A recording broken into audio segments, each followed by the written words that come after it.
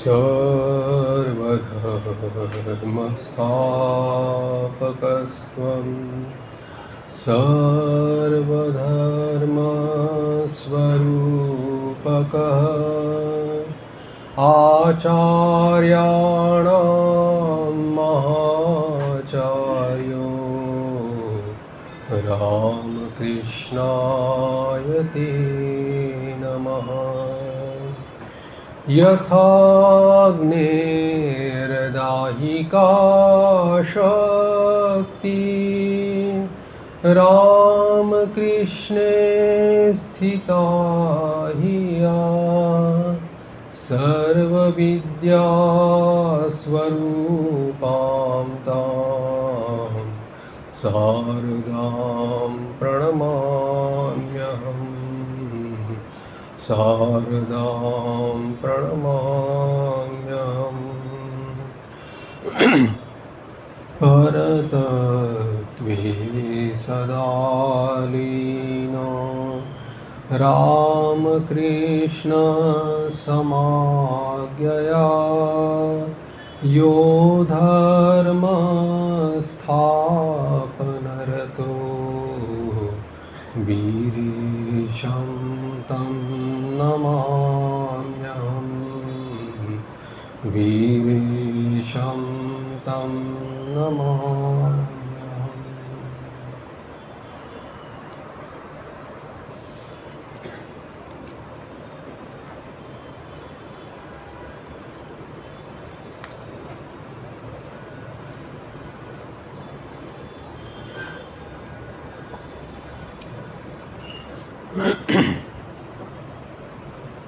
हम लोग स्वामी विवेकानंद जी द्वारा रचित ये जो श्री रामकृष्ण का स्तोत्र है ओम ह्रीम ऋतम, इसकी चर्चा कर रहे थे। पिछले बार पहला स्टांजा हम लोगों ने देखा था और उसी समय हम लोगों ने बिंदुवार शरणागति के लक्षण क्या होते हैं, प्रभु के श्री चरणों का आश्रय लेना मतलब क्या है, उसका स्वरूप क्या होता है, इसकी विस्तारित चर्चा की थी। अब चलते हैं दूसरा स्टांजा, जिसमें स्वामी जी कह रहे हैं भक्तिर्भगश्च भजनम भवभेदकारी गच्छन्त्यलं सुविपुलं गमनाय तत्त्वं वक्त्रोद्धृतं तु हृदि मे न च भाति किंचित तस्मात् त्वमेव शरणं मम दीनबन्धो।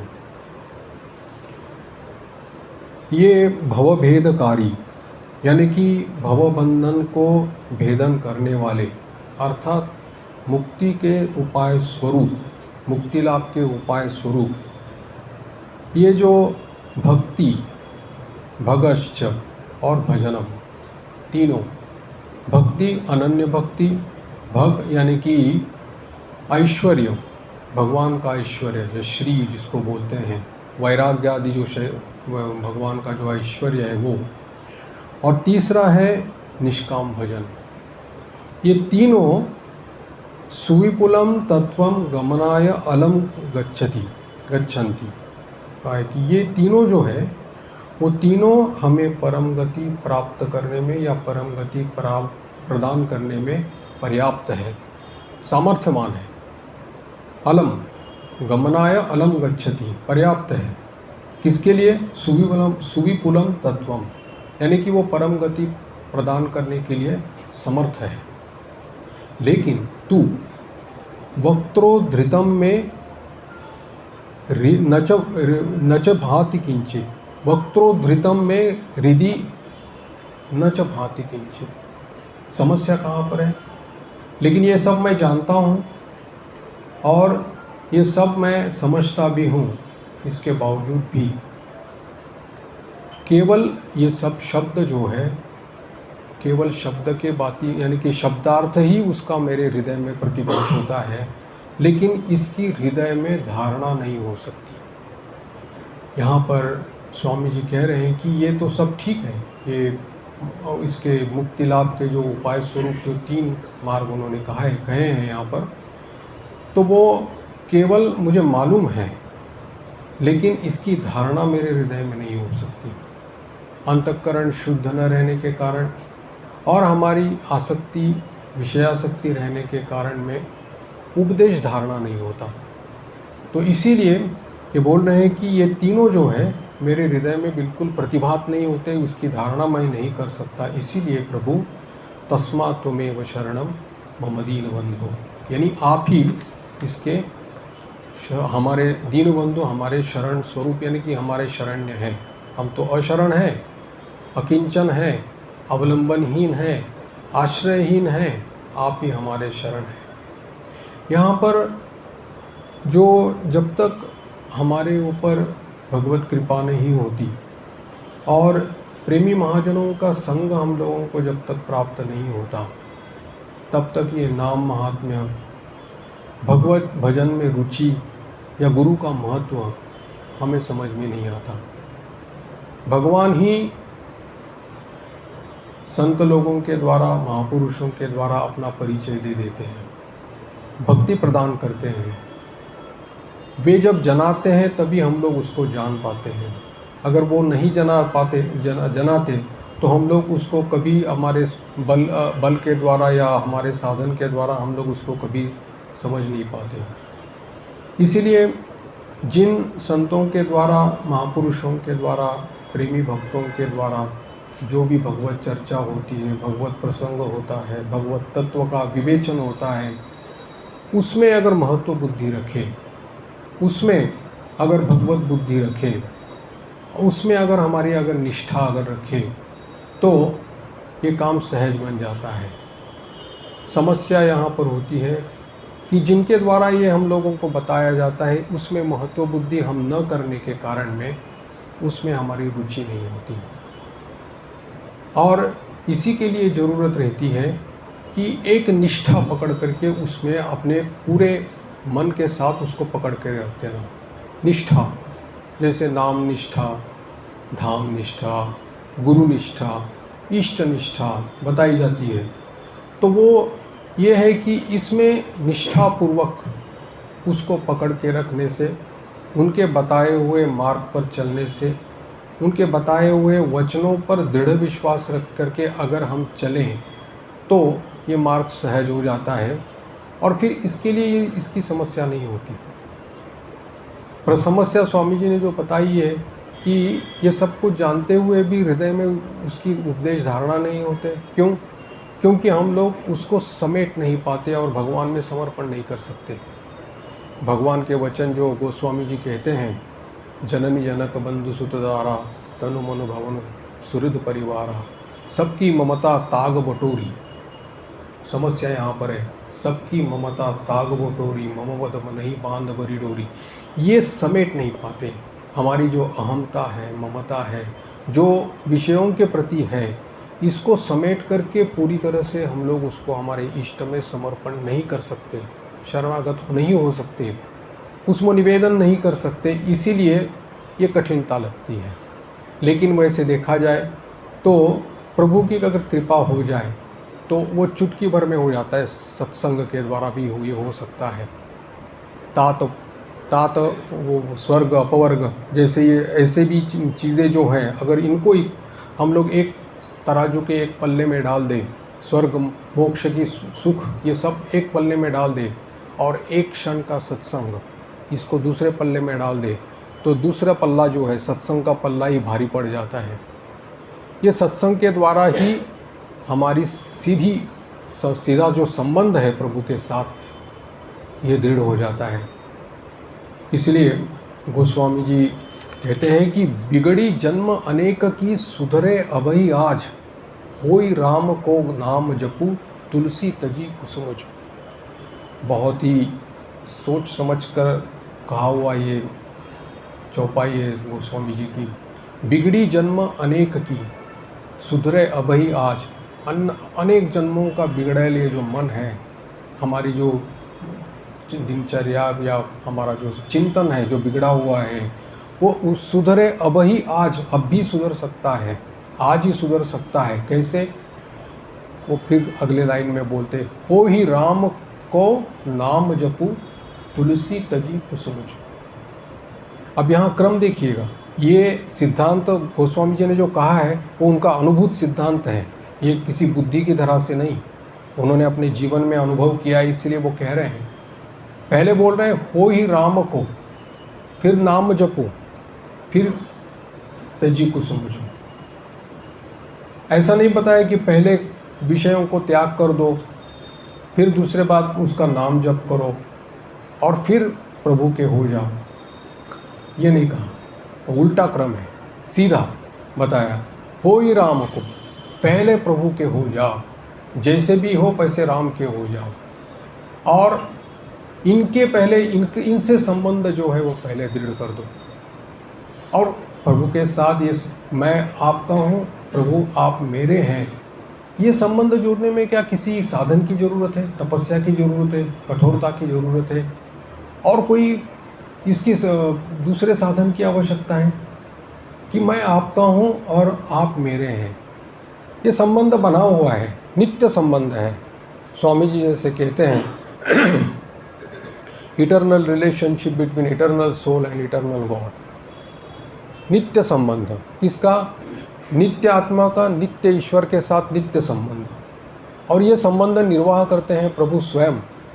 ये नित्य संबंध है, ममैव अंशो, ये मेरा ही अंश है, प्रभु का ही अविनाशी प्रभु का अंश हम लोग हैं। अब इसको स्वीकृति हमको देना है, इसके लिए कोई साधन की ज़रूरत है? अरे अपने पिता को पिता कहने के लिए किसी की गवाही की ज़रूरत है या सिफारिश की ज़रूरत है? वो हमारे हैं, मैं उनका हूँ, ममैव अंशो, और ये दृढ़ संबंध हमारा बना हुआ है, जन्म जन्म का है। यहाँ पर हम लोगों के जितने भी संबंध बने हुए हैं, रिश्ते बने हुए हैं, ये तो सामयिक है, इस जन्म के लिए बने हुए हैं। कोई भी पिता बना है, कोई माता बना है, कोई बहन भाई, ऐसे सब पूरे रिश्तेदार बने हुए हैं। लेकिन ये जो हमारा नित्य संबंध प्रभु के साथ बना हुआ है, ये तो जन्म जन्म से बना हुआ है, और इसी का ही निर्वाह प्रभु स्वयं कर रहे हैं, हमारी सामर्थ्य नहीं कि हम लोग कर रहे हैं। इसीलिए वो हमको यहाँ पर इतना घसीट के ले आ गए हैं। उन्हीं की कृपा से भगवत मार्ग मिला है, उन्हीं की कृपा से ही गुरु मिले हैं, उन्हीं की कृपा से ही गुरु प्रदत्त मंत्र मिला है, उन्हीं की कृपा से ही गुरु प्रदत्त उपासना मिली है। अब क्या चाहिए? अगर हम इस पथ में चले ना, तो दोष किसका है? दोष किसका है? तो ये सत्संग जो है हम लोगों को हमारा भगवान के साथ संबंध जो है वो दृढ़ करवा देता है। एक क्षण का सत्संग हम लोगों को ये सब करवा देता है। इसीलिए सत्संग की महिमा इतनी गाई गई है। और इसलिए वो बोल रहे हैं, पहले तुलसीदास जी बोल रहे हैं कि पहले राम को हो जाओ, पहले भगवान के हो जाओ, जैसे भी हो वैसे उनके हो जाओ। इसमें कोई किसी साधन की या किसी गवाही की, किसी सिफारिश की ज़रूरत नहीं, बस स्वीकृति दे दो कि मैं उनका हूँ, वो मेरे हैं, ये स्वीकृति दे दो। बस ये संबंध जब दृढ़ बन जाएगा, तब अपने आप प्रभु के ऊपर जो आसक्ति आ जाएगी, उससे हमारा निरंतर चिंतन भजन चलता रहेगा। ये स्वाभाविक होता है। जिस चीज़ के ऊपर, स्थान के ऊपर, व्यक्ति के ऊपर हमारी जो आसक्ति आ जाती है ना, तो उसका हमारे मन में निरंतर चिंतन चलता रहता है।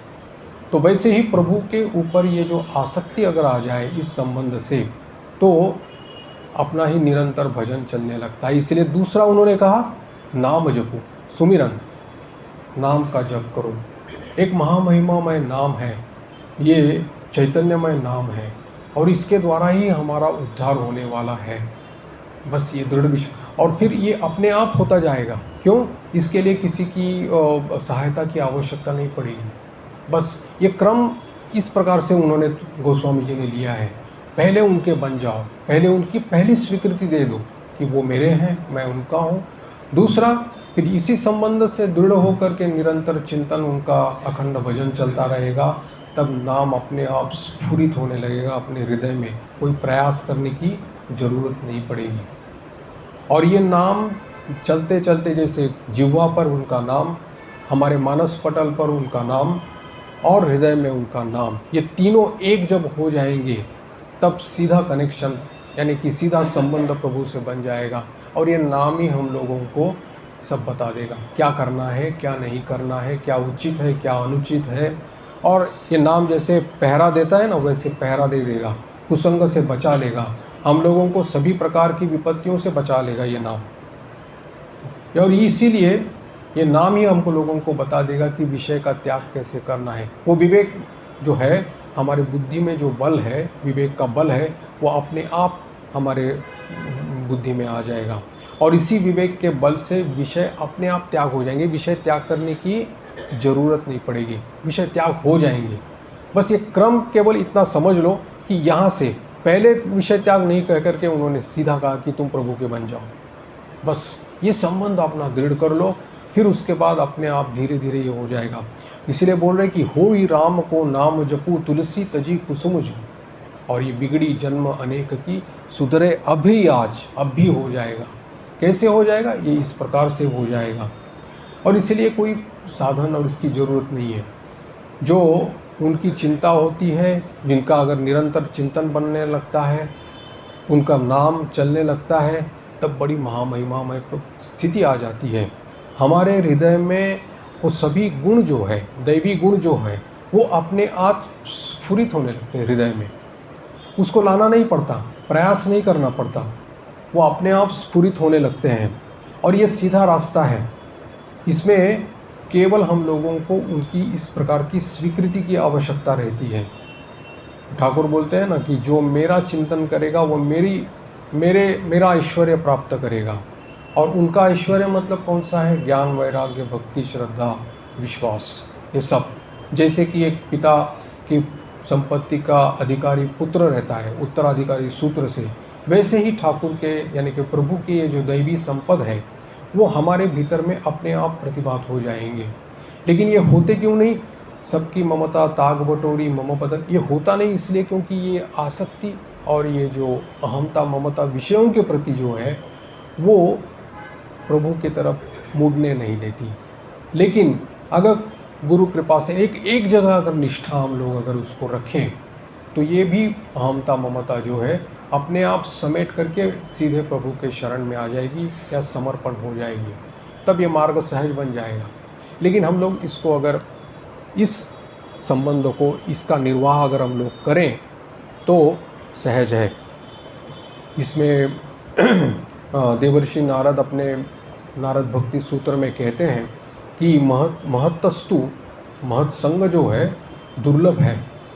लेकिन उसके बाद उन्होंने उसकी और एक शब्द उसमें ऐड कर दिया, अगम्य है, अमोघश्च, ऐसा कहा है। दुर्लभ तो है ही, महत्संग यानी कि सत्संग, महापुरुषों का संग दुर्लभ तो है ही। अगर मिलने के बाद भी अगर हम लोग उसको निर्वाह नहीं कर पाएंगे तो हमारे जैसा फिर दुखी और कोई नहीं हो पाएगा। इसका निर्वाह अगर किसी भी तरह से हो जाए, इसलिए उसको कहा है कि अगम्य। सभी लोग इसका इम्पोर्टेंस, महत्व बुद्धि समझ नहीं पाते। अगर प्रभु कृपा से इसकी महत्व बुद्धि हमारे हृदय में आ जाए तो फिर उसको, जैसे कि डूबने वाले को तिनका भी एक सहारा बन जाता है, वैसे उसको अगर पकड़ के रखे कि इस मेरे उद्धार का केवल यही एकमात्र साधन है, ऐसा अगर उसको पकड़ के रखे तो फिर मार्ग सहज है, हम लोगों के लिए निहाल ही निहाल है। तो इसीलिए उन्होंने कहा है कि ये अगम्य है, लेकिन अगर हम लोग इसका महत्व समझें तो इसका फल अमोघ है, अमोघश्च, ये अमोघ हो जाता है। लेकिन ये सब तब होता है जब हम लोग इसमें महत्व बुद्धि रखें, एक जगह में, कहीं भी नाम में, हमारे धाम में, गुरु में, इष्ट में, कि इसमें एक निष्ठा हमारी बनी रहे। उसमें अगर लघु बोध हो जाए तो फिर वो भगवत रस उसमें से लुप्त हो जाता है। उसमें निष्ठा हमारी बनी रहे, उसको हम लोग पकड़ के रखें तो अपने आप बाकी सब चीज़ें प्रभु सब करवा लेंगे, वो सब स्वयं सब कुछ हम लोगों से करवा लेंगे। इसीलिए ये संबंध जितना प्रगाढ़ होता जाएगा उतना अपनापन भी अपना बढ़ता जाएगा और ये सब दैवी गुण हमारे हृदय में प्रतिभात होने लगेंगे। और तब तक, इसीलिए स्वामी जी कहते वक्त्रोद्धृतम हृदय में, ये केवल शब्द मात्र हम लोगों को प्रतीत हो जाएंगे तब तक, जब तक कि इसका महत्व बुद्धि इसमें हमारे हृदय में नहीं जागृत हो जाएगी। इसलिए उन्होंने कहा है कि ये अब तक मैं तो सुनता गया हूँ या समझता गया हूँ, जानता भी हूँ इसमें क्या करना है, लेकिन फिर भी मेरे हृदय में इसकी धारणा नहीं हो पाती क्योंकि ये सब खामियां हैं। इसलिए और इसीलिए प्रार्थना कर रहे हैं कि केवल आप ही हमारे शरण्य हैं, हम निराश्रित हैं, हम केवल आपकी ही कृपा के ऊपर निर्भर करते हैं। दीनबंधो आप ही हमारे शरण्य हैं। इसलिए श्री रामकृष्ण देव भी वो एक भजन गाते थे, आमी ओई खेदे खेद मोरी, तुम्ही माता थाकते अमार जागा घरे चूरी। ये बंगला गाना है। तो इसमें ठाकुर बोल रहे हैं कि मैं इसी खेद से मतलब परेशान हुई, खेद हो रहा है, मेरे मन में खेद हो रहा है क्या, कि तुम्हारी जैसी माता रहते हुए मेरे घर में जागा घरे मतलब मेरे जीते जागते दिन दहाड़े मेरे घर में चोरी हो रही है। कैसी चोरी? मेरी शुभ बुद्धि की चोरी हो जा रही है, मेरे रहते जीते जागते इसकी चोरी हो जा रही है। और कौन कर रहा है? ये विषयासक्ति और विकार जो है ये कर रहे हैं। लेकिन ये सत्संग के द्वारा इसका परिवर्तन हो सकता है। विकार आदि भी विशुद्ध प्रेम में परिवर्तन हो सकता है। अहंकार का नाश हो सकता है, अहंकार भी परिवर्तन हो सकता है, क्योंकि यही एकमात्र हम लोगों का संबल है। इसमें महत्व बुद्धि रखनी चाहिए। हम लोग जानते हैं कि हमारे भीतर सामर्थ्य है, हमारे भीतर बल है, हम लोग इसको निर्वाह कर सकते हैं, लेकिन प्रमाद रहता है, आलस्य रहता है, महत्व बुद्धि नहीं हो पाती। जैसे कि हम लोग बोलते हैं कि मेरा मन विक्षिप्त है, मैं इसका कैसे निर्वाह करूं? तो फिर ये कहते हैं कि जैसे कोई चीज़, एक डॉक्टर रहता है, ऑपरेशन करता है, तो 3 घंटा 4 घंटा जो ऑपरेशन उसका रहता है उसमें उसका पूरा मन एकाग्र हो जाता है, उसके लिए किसी और चीज़ की आवश्यकता नहीं पड़ती। एक विद्यार्थी जब परीक्षा देता है, दूसरे दिन पेपर रहता है, तो उसका मन एकाग्र होता है, रात रात जाग करके वो परीक्षा देता है, महत्व बुद्धि है उसमें। लेकिन इस चीज़ों में महत्व बुद्धि नहीं रहती। इसीलिए बाकी चीज़ों में, विषयों में, ये गप लगाने में या चर्चा, बाहर की चर्चा करने में महत्व बुद्धि होती है। लेकिन इसमें अगर भागवत की एक कथा 1 घंटा कथा सुनो या 2 घंटा कथा सुनो, तो उसमें भी आलस आने लगता है, प्रमाद आने लगता है, थकान आने लगती है। क्यों? उसमें मन नहीं लगता, क्योंकि उसमें महत्व बुद्धि नहीं है। यही प्रभु यहाँ पर कहा है कि जहाँ भी, जैसे भी, किसी भी तरह से अगर सत्संग हम लोगों को मिल जाए, उसको पकड़ के रखो और उसको समझो कि प्रभु ही अपना परिचय दे रहे हैं, प्रभु ही हम लोगों के ऊपर प्रसन्न होकर के हमको मिलना चाहते हैं, इसलिए सत्संग प्रदान कर रहे हैं। प्रभु की एक कृपा है। जब किसी का शेष अंतिम जन्म रहता है, तब प्रभु द्रवित हो जाते हैं और उसको सत्संग प्रदान करते हैं। यहाँ पर एक चैतन्य महाप्रभु के जीवन की एक घटना है, जहाँ पर वो और नित्यानंद महाप्रभु दोनों दक्षिण देश में परिव्राजक रूप में भ्रमण कर रहे थे। चैतन्य महाप्रभु की एक ऐसी महिमा थी कि जिसकी तरफ वो देखते थे, जिसके तरफ वो कृपा कटाक्ष देते थे, उसके भीतर में अपने आप कृष्ण प्रेम जागृत हो जाता था। तो भ्रमण करते समय वो और नित्यानंद महाप्रभु दक्षिण देश में देखा कि एक बार एक पंडित जी वहाँ पर गीता पाठ कर रहे हैं, और गीता पाठ कर रहे थे, लेकिन वो बहुत उसका अशुद्ध उच्चारण हो रहा है। वहाँ पर खड़े रहकर ये दोनों सुनते रहे।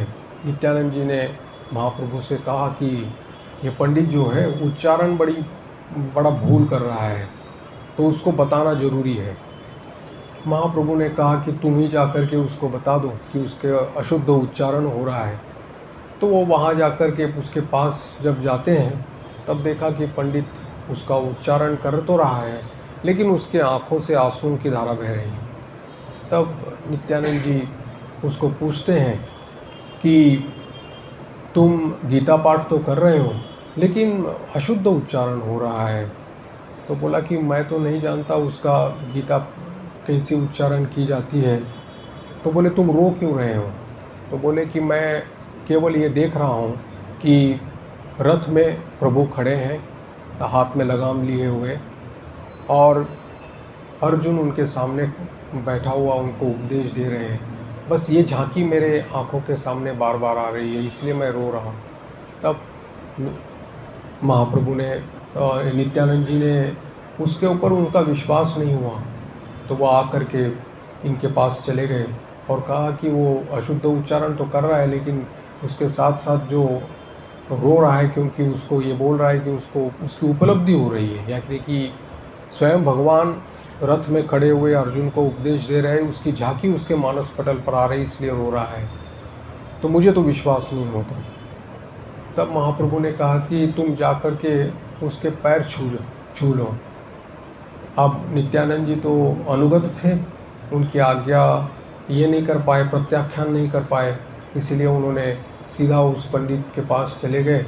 उन्होंने उसके श्री चरणों को स्पर्श किया तो वो देखने लगे खुद कि उसी रथ में अर्जुन को उपदेश देते हुए प्रभु को देख रहे हैं। नित्यानंद जी देखने लगे। तब आकर के उन्होंने महाप्रभु को ये कहा कि मैंने ये झांकी, मेरे उसका स्पर्श होने से मेरे भीतर में ये झांकी आ गई। तब महाप्रभु ने कहा कि गीता का जो सार है ये पंडित ही जान गया है, हम लोग नहीं। तो इस प्रकार से होता है कि जब महत्संग जो है वो दुर्लभ है, लेकिन अगर मिल जाता है तो उसको कभी छोड़ना नहीं चाहिए। वो अपने भीतर में जैसे वो एक अपने हृदय के एक कमरे में उसको बंद करके उसके ऊपर बार बार उसका चिंतन और उसके ऊपर में हम लोगों को मनन करना चाहिए। तो ये है कि इस प्रकार से हमारे भीतर में खामियां रहने के कारण में ही ये कहा गया है कि ये हमारे जो है हमारे हृदय में प्रतिभात नहीं होते। अब इसके बाद वाले स्टांजा में स्वामी जी कह रहे हैं कि तेजस तरंती तरसा त्वयि तृप्त तृष्णा रागे कृते हृतपथे त्वयि राम कृष्णे मर्त्यामृतम तव पदम मरणोर्विनाशम तस्मात् त्वमेव शरणम मम दीनबंधु। कह रहे हैं कि ऋतपथे त्वयि राम कृष्ण। ऋतपथ यानी कि सत्य का पथ, सत्य स्वरूप आप ही तो सत्य स्वरूप है, और उस सत्य स्वरूप के जाने वाले पथ जो है वो भी आप है। साधना पथ जो है वो भी आप ही है, यानी कि साधन भी आप ही हो, साध्य भी आप ही हो। रागे कृते मतलब कहा है कि आप में अनुराग होने के कारण तृप्त तृष्णा, हम लोग पूर्ण काम हो जाते हैं, अर्थात सभी प्रकार के भोगों की निवृत्ति उसमें हो जाती है और भगवत प्रेम से मन पूर्ण हो जाता है। ये है तृप्त तृष्णा। तेजस तरंती तरसा, और क्या होता है, और कहा है कि शीघ्र ही रजोगुण का नाश हो जाता है, यानी रजोगुण को वो उपासक जो है अतिक्रम कर लेता है।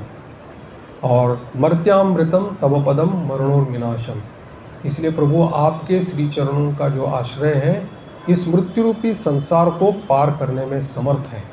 तव पदम मर्त्यामृतम, और कैसा है वो, अमृत स्वरूप है। और इसलिए हम लोग आपकी शरण में, हे दीनबंधो, हम लोग आपकी शरण में आ जाते हैं। यहाँ पर कहा है कि आप ही साधन स्वरूप हो, आप ही की साध्य स्वरूप हो। ये दोनों चीज़ें हम लोगों को समझने लायक है। हम लोग साधन को अलग, साध्य को अलग मान लेते हैं। साध्य मानो हम लोगों को लगता है कि प्रभु वहाँ फोटो में बैठे हुए हैं, मूर्ति में बैठे हुए हैं, कहीं और जगह बैठे हुए हैं, लेकिन नहीं, वही साध्य जो है हमारे सामने दिखाई पड़ रहे हैं, परम ब्रह्म परम धाम, वही साधन रूप से हमारे सामने है, वही साधन पद बता रहे हैं, और वो साधन पद भी वही है, उसी को ही केवल पकड़ कर रखना है। इसलिए साधन और साध्य में अंतर नहीं है, फर्क नहीं है। हम लोग अगर उसको अलग करें तो फिर वो साधन अलग हो जाता है, साध्य अलग हो जाता है, लेकिन साध्य जो है वही साधन है और जो साधन है वही साध्य है। ये फ़र्क उसमें बिल्कुल है नहीं। साध्य ही साधन रूप को बताने के लिए हम लोगों को विविध रूपों में आचार्यों के स्वरूप में आकर के हम लोगों को बताते हैं, और वो मार्ग जो है भगवत मार्ग, वो भी भगवत स्वरूप है। बस भगवत बुद्धि हम लोगों को किसी भी तरह से अगर हम लोगों की हो जाए तो हम लोगों का काम बन जाता है। इसलिए साध्य और साधन में कोई अंतर नहीं है। इसलिए यहाँ पर कहा है कि ऋतपथ है। ऋतपथ मतलब सत्य स्वरूप, जो पथ आप हैं वही सत्य का जो पथ है वो भी आप ही है। साधन पथ जो है वो आप ही है, आप ही साध्य है, क्योंकि आप सत्य स्वरूप है। इसीलिए फिर चौथे स्टांजा में स्वामी जी कह रहे हैं, स्नान्तम कृत्यम करोति कलुषम कुहकांतकारी श्रांतम शिवम सुविमलम तव नामनाथ यस्मादहं त्वशरणो जगदेकगम्य तस्मात् त्वमेव शरणम मम दीनबंधु। वो कह रहे हैं कि स्नान्तम शिवम सुविमलम तव नामनाथ, ये जो स्न अक्षर जो अंत में आता है, श्री राम कृष्ण का जो ष्ण अक्षर अंत में जो आता है, वो कैसा है? शिवम, वो है मंगलमय है, महामंगलमय है, सुविमलम, पवित्र है। और तव नामनाथ, यह आपका नाम जो श्री राम कृष्ण नाम है, वो महामहिमामय, महामंगलमय और अति पवित्र है। इसीलिए, और वो कैसा है? वो बोलते हैं कि कुहकांतकारी, कुहक का अर्थ है माया। ये माया का यानी कि मोह का सर्वदा और सर्वथा नाश करने वाला है, इसलिए कहा है कि कुहकांतकारी। और फिर कृत्यम करोति कलुषम, हमारे द्वारा किए जाने वाले जो ज्ञानता अज्ञानता जो कर्म है और जिसके द्वारा हमारे पाप बन जाते हैं, या दूसरी भाषा में कहा जाए तो बुद्धि की मलिनता जब हमारे भीतर में छा जाती है, तो आपका ये जो परम पवित्र नाम है वो उसे निष्पाप कर देने वाला है, उसको पवित्र कर देने वाला है। इसलिए उसकी महिमा है। वैसे देखा जाए तो प्रभु का हर नाम जो है महिमामय है, प्रभावशाली है। वो हमारे इसमें बिल्कुल असर डाल देता है, चैतन्यमय है। ये नहीं समझना कि नाम जो है वो साधन है, नाम सिद्ध भी है। क्योंकि हमारे जो मंत्र, जो गुरु प्रदत्त मंत्र जो है, वो सब सिद्ध मंत्र हैं। वो गुरु परंपरा से, आचार्य परंपरा से चले आए हुए सिद्ध मंत्र हैं। हमारे गुरु का उच्छिष्टामृत है वो, और वो हम लोगों को उसको मिला है। इसलिए वो सिद्धांत साध्य भी है और साधन भी है नाम। इसलिए नाम हम लोग ये नहीं कह सकते कि साधन स्वरूप है, नाम भगवान स्वरूप है। नाम एक डोरी की तरह है, यानी कि पतंग जो उड़ाते हैं, वो जो डोरी अपने हाथ में अगर रहे तो फिर पतंग अपने हाथ में आ ही जाएगा। वैसे ही ये नाम जो है डोरी के स्वरूप है, वो नाम रूपी रूप को प्रकाश कर देते हैं। वही नाम लीला को प्रकाश कर देते हैं, वही नाम धाम को प्रकाश कर देते हैं। सब कुछ इसी में समा हुआ है। इसीलिए ये कहा है कि ये श्नांतम जो नाम है, श्न अक्षर से अंत में आने वाला जो ये आपका नाम है, ये अति पवित्र है, मंगलमय है, महिमामय है। जगदेक गम्य, जगत का एकमात्र आश्रय स्वरूप आप ही है। यस्मात् अशरणम, क्योंकि मैं निराश्रय हूँ, अवलंबनहीन हूँ, और इसलिए आप ही मेरे आश्रय स्वरूप हैं। ये साधक के जीवन में, यानी कि उपासक के जीवन में आने वाली एक स्थिति रहती है। जब सब जगह से वो हार जाता है, तब वो अपने आप को असहाय समझता है, अवलंबनहीन समझता है, निराश्रय समझता है। अब उसके भीतर में वो दैन्यता छा जाती है, अहंकार गलित हो जाता है, देहाभिमान गलित हो जाता है। तो इसीलिए ये जब इसके जीवन में ये स्थिति जब आ जाती है, ये भक्ति की परिपक्व अवस्था में होता है कि हमारे भीतर में योग्यता का अभाव देखना, हमारे भीतर में पात्रता का अभाव देखना, और इसीलिए वो अपने आप को निराश्रय अवलंबनहीन समझता है। हमारे भीतर में कोई ऐसी योग्यता नहीं है जो कि हम भगवान को पा सके। इसीलिए वो उसके भीतर में एक दैन्यता छा जाती है, और वो प्रभु को इसी प्रकार से वो करुणा से पुकारता है या प्रार्थना करता है कि आप ही हमारे आश्रय स्वरूप हैं। अब कोई अन्य अभिलाषा, अन्य आश्रय, अन्य संबंध मेरे जीवन में और कुछ है नहीं। और वो जो बोलता है वो सचमुच उसके जीवन में वो रहता है। इसीलिए प्रभु उसके पास आते हैं। जैसे गजेंद्र मोक्ष के समय हुआ था, गजेंद्र ने अपने साथियों के ऊपर विश्वास किया, अपने बल के ऊपर विश्वास किया। जब देखा कि कोई किसी काम का नहीं है, तब बस उन्होंने श्रीहरि को पुकारा एक मन से पूरा, क्योंकि एक ही उद्धार का एकमात्र कारण समझ करके, उपाय समझ करके तुरंत प्रभु आकर के उसका उद्धार कर दिए गए। वैसे ही द्रौपदी जी का, जब उन्होंने अपने बल पर विश्वास छोड़ करके बस गोविंद को पुकारा, तो गोविंद का वस्त्रावतार हो गए। तो ये उदाहरण जो है, तो इसमें है कि ये अनन्य आश्रय है इनका, अन्य हम दूसरा कोई आश्रय इनका है नहीं, सब वही है। इसलिए मीरा जी का जो गाना है, मेरे तो गिरधर गोपाल दूसरा न कोई, दूसरा न कोई है ही नहीं, मेरे तो गिरधर गोपाल, बस मेरे तो बोलने लायक रह जाता है, बस गोपाल ही गोपाल है, गिरधर ही है, और कुछ नहीं रह जाता। भगवान ही रहते हैं, भक्त का नाटक करते हैं बस, और कुछ नहीं रहता है, सब भगवत स्वरूप हो जाता है। ये भक्ति की परिपक्व अवस्था में है। इसीलिए यहाँ पर कहा है कि आप, मैं जैसे अशरण जो हूँ, यानी कि मैं शरणागत हूँ, इस शरणागत के शरण्य रूप भी आप ही हैं, और मैं केवल आपके ऊपर निर्भर करता हूँ। इसीलिए कुंती जो अपने ही श्री कृष्ण को जो प्रार्थना है, कुंती की जो स्तुति है, उसमें कहती है कि नमो अकिंचन वित्ताय।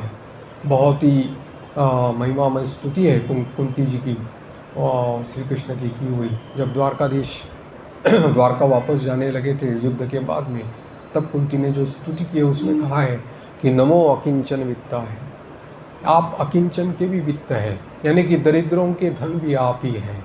इस प्रकार से उनको संबोधन किया है।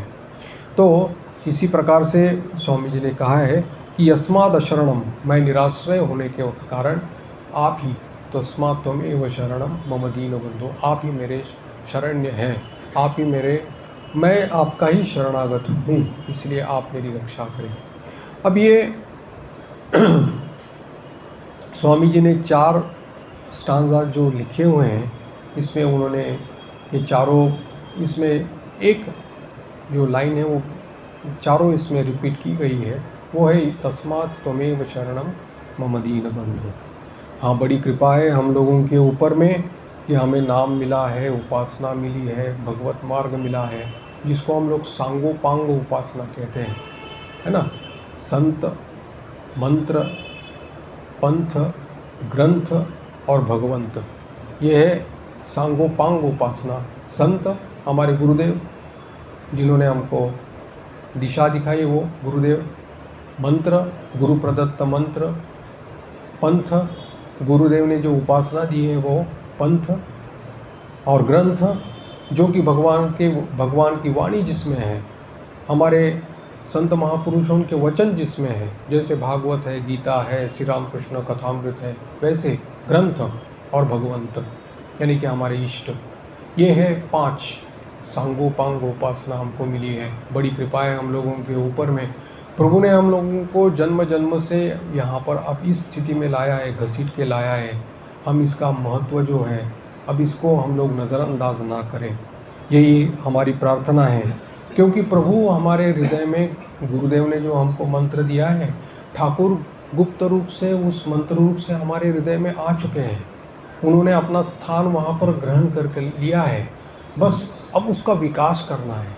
उसको जो है मंत्र को नाम का रटन करते करते नाम का जो प्रभाव वहाँ पर दिखाई देगा, जब बार बार उसका रटन किया जाएगा, बार बार उसका उच्चारण किया जाएगा निष्कपट भाव से, तो उतना ही जल्दी, जैसे कि चंदन है, घिसते जाओ उसकी सुगंध और बढ़ती जाती है, वैसे ही नाम का रटन जितना भी करते जाओ, बस उसका प्रभाव उतना ही ज़्यादा दिखाई पड़ता है। बड़ा बलशाली नाम है, इसलिए आंतरिकता से जपते जपते वो रूप को प्रकाश कर देता है। तो इसलिए, और वो अपने आप को, अपना जीवन पूरा उससे सार्थक हो जाता है। नाम अगर विश्वास के साथ भी करो, न भी करो, तो भी वो फल देगा।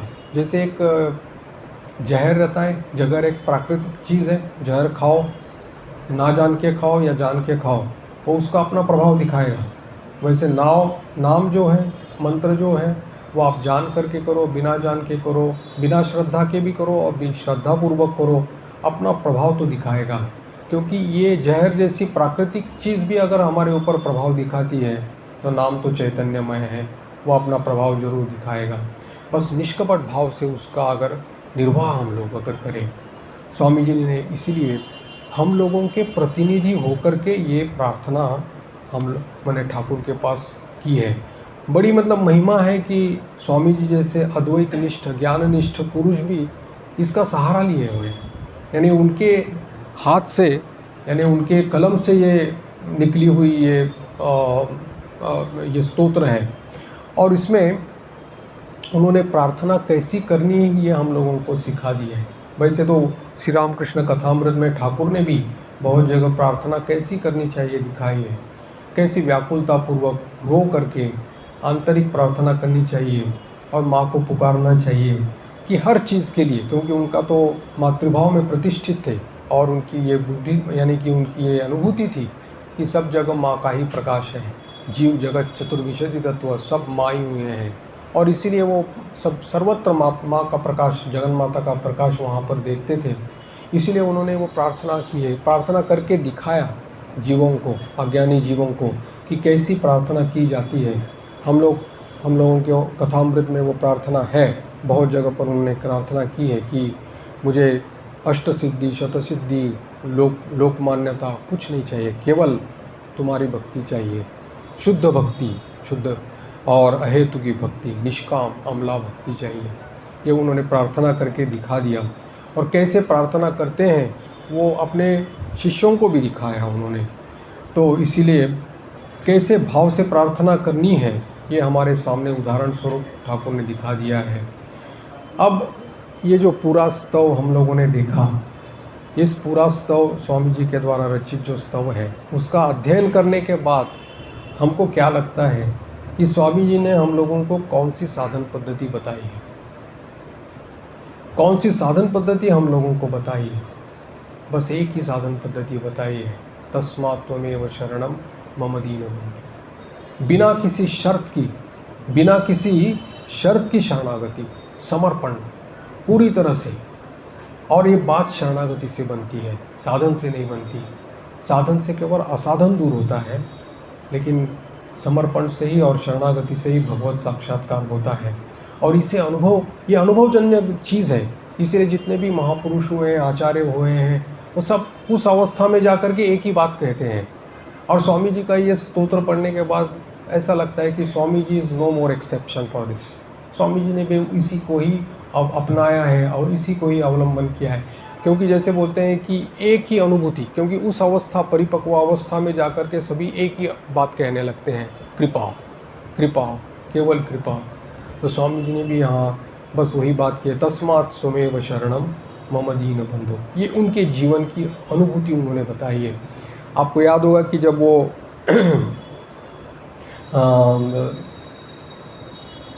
कश्मीर में, श्रीनगर में जब वो क्षीर भवानी गए थे, क्षीर भवानी में के मंदिर में जा कर के जब ध्यान कर रहे थे, तब देखा उन्होंने कि वो जो मंदिर था, माँ का मंदिर था, वो मुसलमानों के आक्रमण के कारण वो भग्न हुआ था, टूट फूट पड़ा था। तो सोचते सोचते उनके मन में अनुशोचना आ गई कि कैसा हुआ कि किसी ने इसका प्रतिवाद भी नहीं किया। अगर मैं उस समय होता तो मेरा जीवन दे करके, मेरा रक्त दे करके इस मंदिर को बचा लेता। ऐसा स्वामी जी के मन में विचार आया। तो उनके मन में, उनके हृदय के भीतर में जगन माता की वाणी उनको सुनाई पड़ी, माँ की वाणी सुनाई पड़ी कि तुम मेरी रक्षा करते हो या मैं तेरी रक्षा करती हूँ। अगर मेरी इच्छा होती तो यहाँ 7 मंजिल का सोने का मंदिर मैं बना के दिखा देती, लेकिन ये मेरी इच्छा से ऐसा भग्न पड़ा हुआ है। और तब उस अवस्था, मैंने जब ये वाणी उन्होंने अपने भीतर उन्होंने जब सुन ली, तब स्वामी जी पूरी तरह से एकदम शरणागत हो गए। जब से वो उस समय श्रीनगर से जब वापस आ गए थे, तब एकदम गंभीर रहते थे और कोई उनके मन में ये नहीं थी। जब कोई उनको कोई किसी चीज़ के लिए पूछता था, क्योंकि उन्होंने तो ये रामकृष्ण संघ की स्थापना की थी, तो कोई कर्म के बारे में, कोई कार्य के बारे में जब पूछते थे, तब बोलते थे कि ठीक है, ऐसा करो, बाकी माँ देख लेगी। सब माँ के ऊपर, माने जैसे एक शिशु संतान माँ के ऊपर निर्भर रहते हैं, वैसी उनका मानसिकता, मनोभाव उनका वो हो गया था। इसीलिए उन्होंने यहाँ पर वो इस स्तोत्र की रचना की है। और हमारे यहाँ पर ये उसके अंत में, यानी इस स्तोत्र के अंत में हम लोग जो ठाकुर का जो शरणागत मंत्र है, ये बोलते हैं कि स्थापकाय च धर्मस्य सर्वधर्मस्वरूपिणे अवतार वरिष्ठाय रामकृष्णाय ते नमः। अब ये मंत्र उन्होंने उस समय रचना उसकी नहीं की थी, ये मंत्र उन्होंने रचना की थी ठाकुर के जो एक शिष्य थे नवगोपाल बाबू, उनके घर में जब एक ठाकुर की प्रतिमा यानी कि स्थापन करके पूजा का आयोजन किया गया था, तब बेलूर मठ से कई सारे साधु लोग स्वामी जी के साथ गए थे और वहाँ पर जाकर के ठाकुर ने उनकी वेदी पर, मार्बल की वेदी पर श्री रामकृष्ण को प्रतिष्ठित किया था, स्वयं उसकी पूजा की थी। और पूजा के अंत में उन्होंने ये मंत्र उन्होंने कहा था, इसकी रचना हुई थी उनके द्वारा, स्फुरन हुआ होगा। तो उसी में स्थापकाय च धर्मस्य सर्वधर्म स्वरूपिणे अवतार वरिष्ठाय रामकृष्णाय ते नमः। सर्वधर्म स्वरूप वो है, धर्मों का स्वरूप, यानी कि क्योंकि सभी मार्ग उन्होंने अवलंबन किए हैं, सभी पथ उन्होंने अवलंबन किए हैं, सभी पथों में उन्होंने सिद्धि प्राप्त की है, इसलिए सर्वधर्म स्वरूप हो गए हैं, यानी कि श्री राम कृष्ण और धर्म एक हो गए।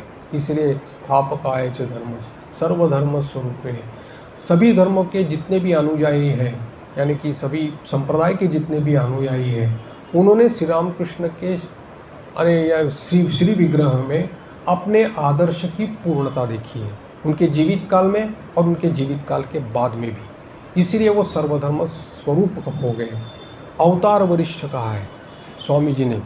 अब ये इसका मतलब हम लोग ऐसा कहें कि अन्य अवतार जो हुए थे, पहला अवतार हुए थे, वो क्या कम थे या उनकी तुलना में इनको श्रेष्ठ क्यों कहा है स्वामी जी ने, अवतार वरिष्ठ क्यों कहा है? बस इस फ़र्क इतना ही रहता है कि जिसका जितना प्रकटीकरण जितना ज़्यादा होता है, जैसे कि जिस युग की जितनी आवश्यकता रहती है, मांग रहती है, उसके अनुसार भगवान का उतना प्रकटीकरण होता है। जैसे कहा जाता है कि कुछ 10 कला, 12 कला, षोडश कला, ऐसे जैसे भागवत में वर्णित है वैसे। तो उसमें ये है कि अब इस कलियुग के लिए, इस पर्टिकुलर युग के लिए जो ज़रूरत है, युग प्रयोजन की पूर्ति के लिए जो ज़रूरत है, उसके लिए जितनी शक्ति, महाशक्ति आनी चाहिए, उससे भी ज़्यादा महाशक्ति का प्रकाश उनके श्री विग्रह के द्वारा प्रकाशित हुआ है। इसीलिए वो अवतार वरिष्ठ है। उसके हम लोगों ने पिछले भी जैसे कहे थे कि उनकी जो अभूतपूर्व साधना थी, वो हम लोगों ने अन्य अवतारों में हम लोगों को देखने को नहीं मिलती। भाव राज्य के सम्राट, अनंत भावमय, इसलिए कहा है कि वो भाव राज्य में विचरण करने की जो उनकी जो क्षमता थी वो अद्भुत थी। इसलिए सभी संप्रदाय के उपासक उनके लिए, ये संप्रदाय के उपासकों के लिए वो आदर्श स्वरूप हो गए थे। फिर तीसरी बात यह है कि इस युग के लिए बाकी अन्य अवतारों की तुलना में वो बहुत ही करुणा के अवतार हो गए, कृपा के अवतार हैं। बस कहा जाता है कि जैसे स्वामी ब्रह्मानंद जी महाराज जब अंतिम शैया पर थे, जब मास्टर महाशय ने उनको पूछा कि कैसे हो आप, तब उन्होंने कहा, उसका उत्तर न देते हुए उन्होंने कहा कि श्री राम कृष्ण के आने के बाद में अब जीव और शिव के बीच में एक ब्रिज बन गया है, सेतु बन गया है। बस अभी केवल वहाँ पर चल कर के जाना है, दरवाज़ा मानो बंद किया हुआ है, बस उसको धक्का दे करके खोल देना है। इसीलिए वो कृपा का और करुणा का अवतार कहा है। और ये है चौथा, त्याग की पराकाष्ठा हम लोगों को उनके जीवन में देखने को मिली है, त्याग की पराकाष्ठा। ऐसा इसलिए त्यागीश्वर जो ठाकुर को स्वामी जी ने संबोधित किया था। और फिर पांचवा है कि लीला संवरण के बाद में भी उनका भाव और आदर्श जो है, उसका जो प्रसार है वो पूरे विश्व में फैल गया।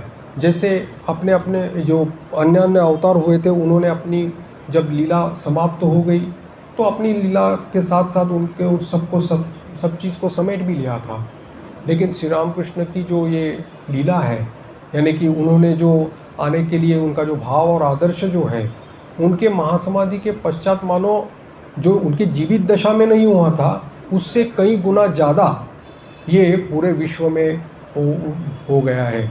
इसीलिए उन्होंने अपने श्री माँ को है या अपने 16 शिष्यों को अपनी शक्ति संचालित करके ये पूरे भाव और आदर्श का जो उन्होंने पूरे विश्व में फैला। हम लोग देख रहे हैं कि अभी पूरे विश्व में श्री राम कृष्ण के भाव और आदर्श का प्रचार प्रसार किस प्रकार से हो रहा है।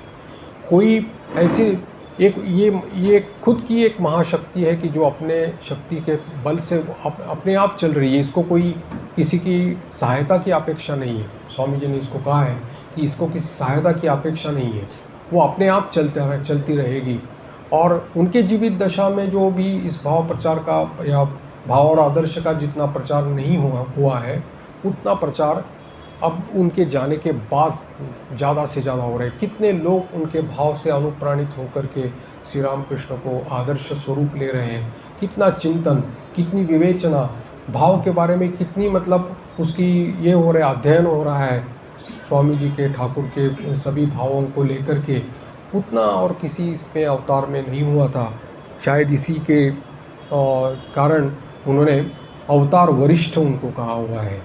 तो ये स्तोत्र में हम लोग एक सर्वधर्म स्वरूपिणी जैसे ठाकुर को उन्होंने कहा था, वैसे एक घटना याद आती है कि 1936 में जब श्री रामकृष्ण देव की जन्म शतवार्षिकी मनाई जा रही थी, तब पूरे विश्व में मनाई जा रही थी। तब उस समय गुरुदेव रविंद्रनाथ टैगोर को भी लोगों ने अनुरोध किया था कि अब ठाकुर की जन्म शतवार्षिकी मनाई जा रही है पूरे विश्व में, तो आपने कुछ ठाकुर के ऊपर लिखा नहीं या कुछ बोला नहीं। तब उन्होंने एक कविता लिखी थी, और कविता छोटी है बांग्ला भाषा में, लेकिन बहुत ही अर्थपूर्ण और सारगर्भित है। वो कहते हैं, रविंद्रनाथ कहते हैं कि बहु साधकेर बहु साधनार धारा ध्याने तोमार मिलित हुए चेतारा तोमार जीवनेर असीमेर लीलापथे नूतन तीर्थ रूप नीलो এই जगते देश विदेशेर प्रणाम अनिल ओटानी सीखा अमर प्रणति दिलाम। बस छोटी कविता है एकदम। उसमें कहा है कि बहु साधक है, मैंने कि पूर्व जितने भी साधक हो गए, जितने भी साधक हो गए, उनकी जो साधना की धारा है, उनका जो भाव है, उनकी जो तपस्या है, वो मानो समष्टि रूप से घनीभूत होकर के श्री रामकृष्ण के श्री विग्रह में प्रकाशित हो गई, उनके ध्यान में प्रकाशित हो गई है। और उनके जीवन का जो ये पथ है, असीमेर लीला पथ, दोनों पास पास में, दोनों परस्पर विरोधी भाव को उन्होंने रखा है। असीम एक तरह कह रहे हैं असीम, सीमाहीन, और दूसरा कह रहे हैं लीलापथ। उनके लीलापथ में, इस लीलापथ में जो भी उन्होंने साधना की और सिद्धि प्राप्त की, वो सभी मानो तीर्थ स्वरूप बन गए, तीर्थ क्षेत्र बन गए। हर एक जो सिद्धि उनको प्राप्त हुई है वो मानो तीर्थ स्वरूप बन गई है। और ऐसे महापुरुषों के चरण में देश विदेश के प्रणाम वहाँ पर आकर के नमन हो गए हैं। तो ऐसे ये छोटी सी कविता में रविंद्र ठाकुर ने उनको ये की है, अपनी श्रद्धा ज्ञापित की है। तो ये था श्री रामकृष्ण का स्तोत्र, स्वामी जी द्वारा रचित, और सौभाग्य से हम लोगों को इसकी विवेचना या उसका ध्यान, अध्ययन, विवेचना करने का सौभाग्य हम लोगों को प्राप्त हुआ। ये भी उनकी कृपा है कि हम लोगों के द्वारा ये कथन श्रवण हम लोगों का हो गया। तो इसलिए हम लोग अभी इसके बाद हम लोग जो श्री श्री माँ का जो स्तोत्र है, जो स्वामी अभेदानंद जी महाराज ने जिसकी रचना की है, प्रकृतिम परमा अभया मोरदा, उसकी चर्चा करेंगे अगले रविवार से।